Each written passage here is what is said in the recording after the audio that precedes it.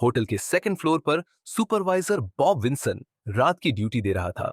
तभी उसे कॉरिडोर में एक अजीबो गरीब दिखने वाली मशीन नजर आती है, जो थोड़ी देर पहले तक यहां मौजूद नहीं थी। होटल का यह फ्लोर जो एम्प्लॉयज के लिए डेडिकेटेड था, रात के इस वक्त यहां पर इस अजीब मशीन को देखकर सुपरवाइजर को कुछ गड़बड़ महसूस होने लगी।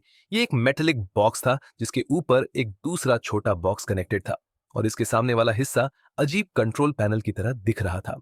कंट्रोल पैनल में टोटल 28 स्विचेबल की थी, तमाम स्विचेबल 23 के। इस वक्त सुबह के 6:30 रहे थे, और यह वाकया है नेवाडा के हार्वी लेकटा होटल एंड कसिनो का, जो अगले 24 घंटों में नेशनल न्यूज की हेडलाइंस बनने वाला था। बॉब विंसन के लिए की बात सिर्फ यह अजीब मशीन ही नहीं थी। वह तकरीबन पूरी रात ही ड्यूटी पर था, लेकिन उसे कॉरिडोर में किसी मशीन रखने की आवाज सुनाई नहीं दी। जिस किसी ने भी यह मशीन यहां छोड़ी थी, उसने इसको लकड़ी के 4 घटकों के ऊपर रखा था। ये गुटके कॉरिडोर के कारपेट में अंदर धंसे हुए थे, जिससे यह जाहिर हो रहा था कि यह मशीन काफी भारी है। इस वाक को और भी ज्यादा अजीब बनाने वाली बात यह थी कि जहां यह मशीन रखी गई, उसके आसपास के दरवाजों के तालों को किसी ने सुपर ग्लू डालकर नाकारा बना दिया था। बॉब विंसन अभी इसी क्षमकश में था कि उसे मशीन के बराबर में एक एनवलप पड़ा मिलता है, जिस पर लिखा था to the Harvey management. Harvey लेकटा अमेरिकन स्टेट नेवाडा में एक जाना माना कसिनो और होटल है।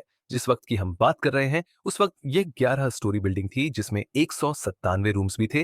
बिल्डिंग के सेकंड फ्लोर पर मौजूद बॉब विंसन को जब एनवेलप मिला, तो वह भागता हुआ सिक्योरिटी को बुलाने गया।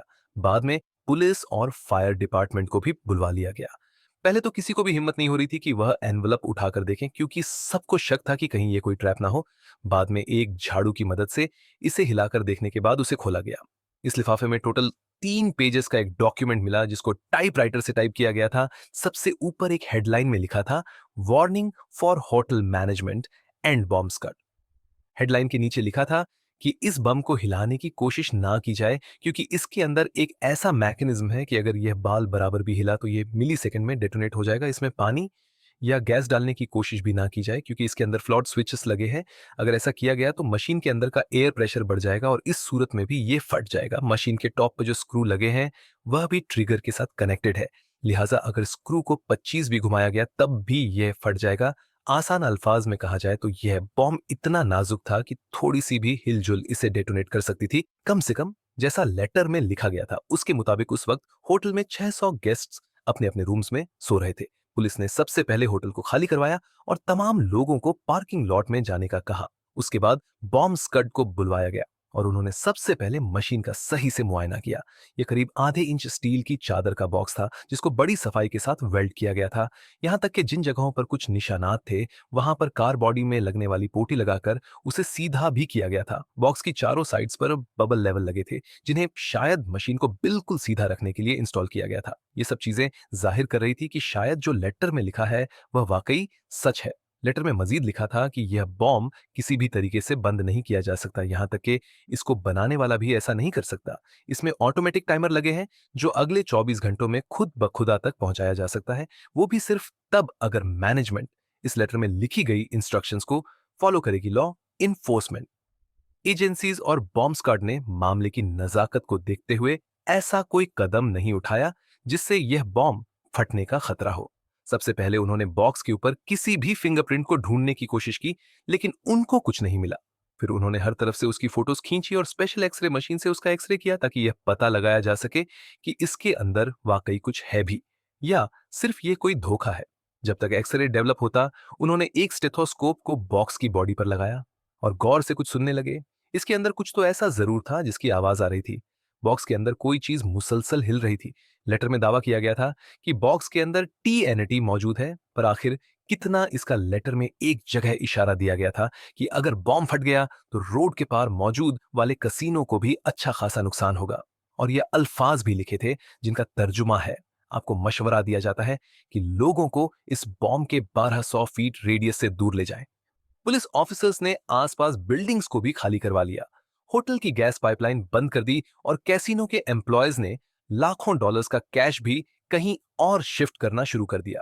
एफबीआई के एजेंट्स भी मौके पर पहुंच गए और उन्होंने पास की बिल्डिंग में इस ऑपरेशन का कमांड एंड कंट्रोल सेंटर बना दिया। पुलिस और लॉ इन्फोर्समेंट एजेंसीज के चेहरे चीख चीख कर बता रहे थे कि मामला जितना दिख रहा है उससे भी ज्यादा सीरियस है। पर आखिर जिसने भी यह बॉम्ब यहां रखा था उसकी डिमांड्स क्या थी? लेटर में लिखा था कि उन्हें $3 मिलियन कैश चाहिए, पर शर्त यह है कि यह शुदा नोट हो, उन पर किसी किस्म की मार्किंग ना हो और ना ही नोट्स पर किसी किस्म का केमिकल चढ़ा हो।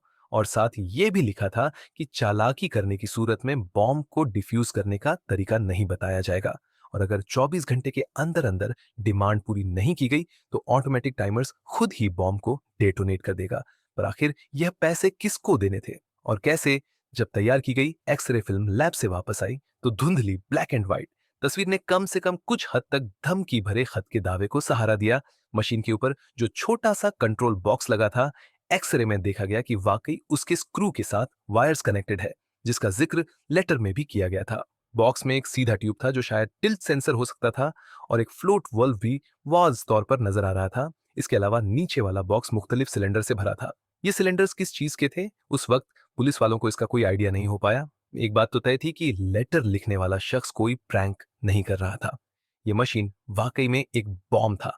आहिस्ता आहिस्ता 24 घंटों की डेडलाइन खत्म होती जा रही थी, लिहाजा अथॉरिटी रस्म देने को तैयार हो गई।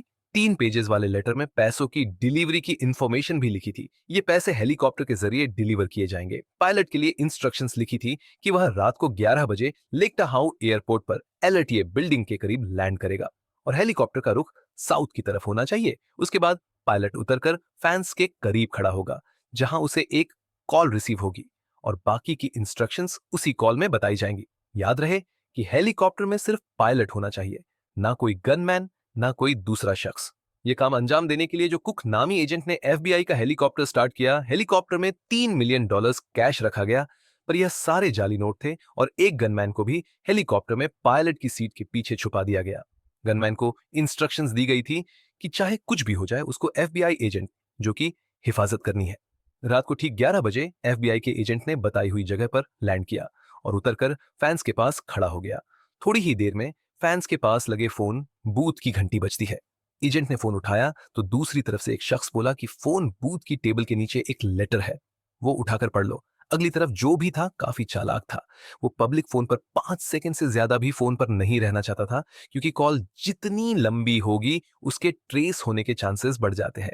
ये नया लेटर पायलट के नाम लिखा गया था। इसमें लिखा था कि सबसे पहले हेलीकॉप्टर की तरफ जाओ और अंदर एक फ्लैशलाइट जलाकर हेलीकॉप्टर का कोना कोना दिखाओ। भूलना मत कि हम तुम्हें देख रहे हैं। उसके बाद टेक ऑफ करके हाईवे 50 की तरफ जाओ। ठीक 15 मिनट के बाद तुम्हारे राइट हैंड साइड पर जंगल में तुम्हें एक स्ट्रोब्ड नजर आएगी। स्ट्रोब के पास साउथ की तरफ फेस करके लैंड करना। वहां तुम्हें दरख्त पर लटका हुआ एक दूसरा लेटर मिलेगा। पायलट ने ठीक वैसा ही किया। बड़ी चालाकी से हेलीकॉप्टर का कॉकपिट रोशन करके ऐसे दिखाया कि गन में नजर ना आ सके और टेक ऑफ करके ठीक उसी पॉइंट पर पहुंचा जहां उसको स्ट्रोब्ड नजर आनी थी। लोकेशन पर पहुंचने के बाद पायलट को दूर दूर तक कोई स्ट्रोब प्रोब लाइट नजर नहीं आती। अगले 1 घंटे तक वह वहीं गोल चक्कर काटता रहा, लेकिन अंधेरी रात में जंगलात के बीच कोई हिलजुल नहीं थी, लिहाजा वह वापस एयरपोर्ट पर आकर लैंड कर गया। बाद में उनको मालूम पड़ा कि वो इंस्ट्रक्शंस सही से नहीं पढ़ पाए और जिस जगह उनको असल में जाना था वो वहां से मीलों दूर थे।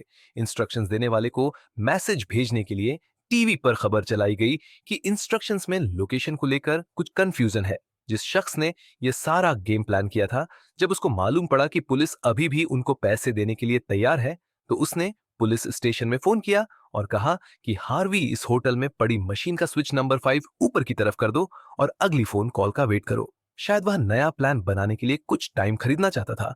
तभी उसने डमी स्विच को ऊपर करने का कहा, पर अब बहुत देर हो चुकी थी। इस वक्त सुबह के 6:40 हो रहे थे, यानी बॉम्ब को होटल में पड़े अब 24 घंटों से ज्यादा हो चुके थे। पर डेडलाइन खत्म होने के बाद भी यह फटा नहीं था। यह एक पॉजिटिव बात थी। उधर कमांड एंड कंट्रोल सेंटर में मौजूद एफबीआई, पुलिस, बॉम्ब स्क्वाड और फायर डिपार्टमेंट की टीम्स का अंदाजा था कि इस बॉक्स में ज्यादा से ज्यादा 1000 पाउंड्स का टीएनटी हो सकता है। वह सारी कैलकुलेशंस करके बैठे थे कि अगर इसको यहीं होटल में एफ फड़ा जाए तो बिल्डिंग के पिलर्स को नुकसान नहीं होगा, ज्यादा से ज्यादा फ्लोर के इंटीरियर को नुकसान होगा। लिहाजा उन्होंने बॉम्ब के बराबर में एक छोटा बॉम्ब कंट्रोल बॉक्स के साथ फिट किया। प्लान यह था कि यह प्लास्टिक बॉम्ब फटते ही कंट्रोल बॉक्स को नाकारा बना देगा और ऐसे शायद टीएनटी डेटोनेट ना हो सके। सारी तैयारी मुकम्मल हो चुकी थी। आसपास की बिल्डिंग्स को खाली करवाया गया और बॉम्ब को फाड़ने की तैयारी की गई। इस वक्त 27 अगस्त दोपहर के 3:45 हो रहे थे। पूरा हज्जू 1 किलोमीटर दूर खड़ा यह मंजर देख रहा था और न्यूज आउटलेट्स इस मंजर को रिकॉर्ड कर रहे थे। इतने में फायर इन द होल की आवाज आई और रिमोट कंट्रोल का बटन दबा दिया गया। कॉरिडोर में पड़ी मशीन झटके की वजह से डेटोनेट हुई और बॉम्ब ब्लास्ट हो गया। पर जैसा लेटर में लिखा गया था, इसके अंदर टीएनटी नहीं था, बल्कि बाद में चेक करने पर मालूम पड़ा कि इसमें डायनामाइट था, जिसका धमाका टीएनटी के मुकाबले में काफी कम होता है। पर आखिर यह बॉम्ब रखने वाला शख्स था कौन? इन्वेस्टिगेशन में मालूम पड़ा कि हार्वी होटल एंड कसिनो में बॉम्ब प्लांट करने वाला शख्स 58 ईयर्स का जॉन बिगीज था और उसके दोनों बेटे उसकी इस काम में मदद कर रहे थे। वह इसी कसिनो में अपनी जिंदगी भर की जमा पूंजी गवा चुका था और तभी उसने ने होटल के मालिक से पैसे निकलवाने के लिए यह सारा प्लान बड़ी चालाकी से बनाया। बाद में मालूम पड़ा कि जॉन बिगीज का प्लान कैश समेत हेलीकॉप्टर को ही चुराना था। अगर पायलट उस लोकेशन पर पहुंच जाता और वह नया एनवलप ढूंढने जंगल में उतरता, तो पीछे से जॉन बिगीज के बेटे हेलीकॉप्टर लेकर फरार हो जाते, एक ऐसी लोकेशन पर जहां उन्होंने अपनी गाड़ी पहले से पार्क रखी थी। जॉन बर्गस को 20 साल की कैद सुनाई गई, जबकि उसके बेटों को पुलिस की मदद करने के बदले में माफ कर दिया गया। 1996 में जॉन बिगीज की लिवर कैंसर में मौत हो गई। इस वाकये के बाद होटल के मालिक ने हार्वी होटल को रिनोवेट करवाया और एक नए डिजाइन और ज्यादा रूम्स के साथ दोबारा लॉन्च किया। उम्मीद है जम टीवी की यह वीडियो भी आप लोग भरपूर लाइक और शेयर करेंगे। आप लोगों के प्यार भरे कमेंट्स का बेहद शुक्रिया। मिलते हैं अगली शानदार वीडियो में। एम